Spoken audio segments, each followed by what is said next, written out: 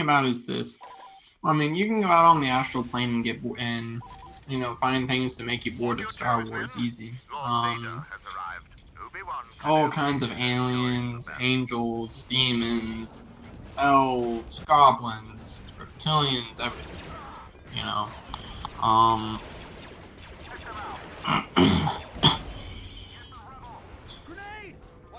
The difference I'm talking about is a lot of the channels that I think are kind of like a psyops, that it just sounds like obfuscating. It sounds like nonsense. It sounds like I just can't imagine how someone else would have such a different experience.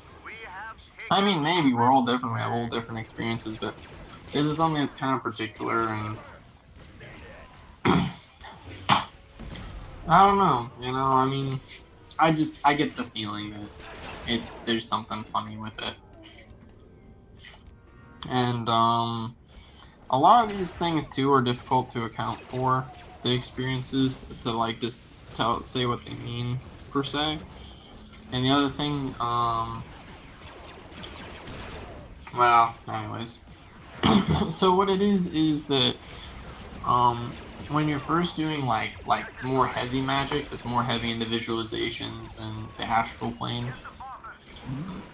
what you really have to realize is you don't have the power to imagine anything. Imagination is kind of a myth. It's not really exactly real.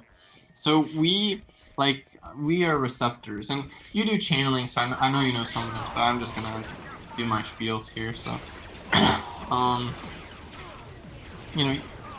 we receive things. We have an antenna, and depending on how strong that antenna is, we'll pick up at varying levels, inspiration and such. um, like for someone like me or you that is intuitive and that spirits kind of like care about, because spirits don't care about most people except their own ancestor spirits and spirit guides, but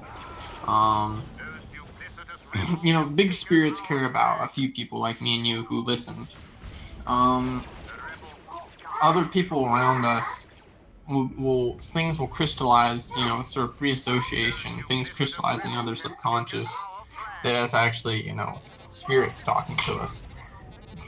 This is the way that if you don't do magic, you're always a puppet, in a way, kind of.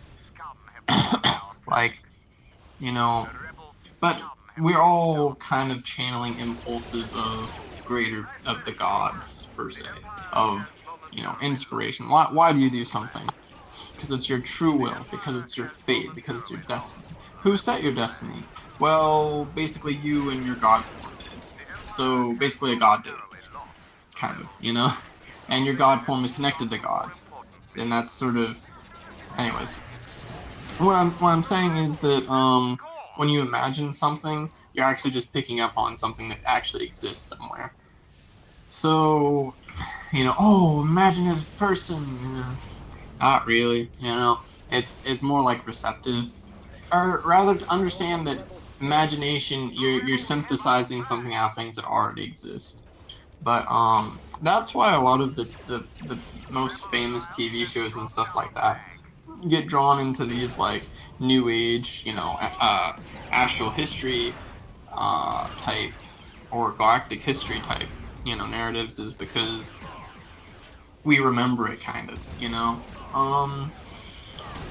and that's what a lot of this is.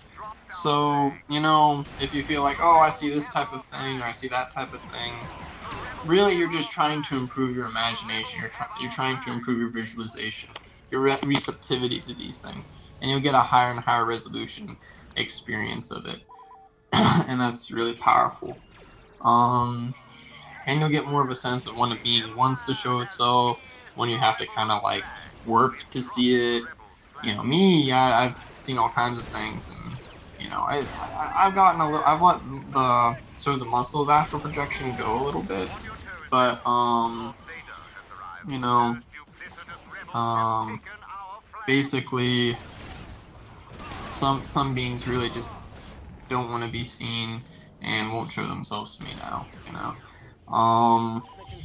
So